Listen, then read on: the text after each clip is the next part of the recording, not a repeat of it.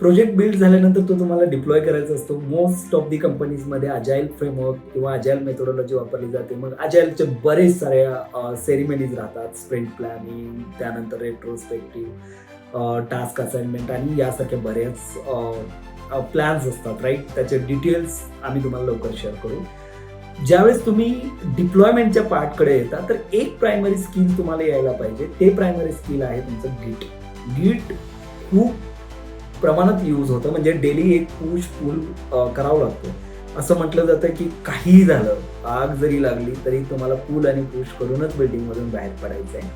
So गिटमध्ये फक्त पूल आणि push न बघता तुम्हाला मर्ज करता यायला पाहिजे, PR रेज करता यायला पाहिजे, MR रेज करता यायला पाहिजे, ती रिव्ह्यू करता यायला पाहिजे, रिवर्ट करता यायला पाहिजे. तुमचं मर्ज कॉन्फ्लिक्ट जे आहे ते मर्ज कॉन्फ्लिक्ट सॉल्व्ह करता यायला पाहिजे. पुन्हाचे आपले जे प्रिव्हियस कलिगनं जो कोड लिहिलेला आहे किंवा आपल्या कलिगनं जो लिहिलेला कोड आहे तो कोड समजून घेऊन त्याला तुम्हाला एक्सटेंड करता यायला पाहिजे.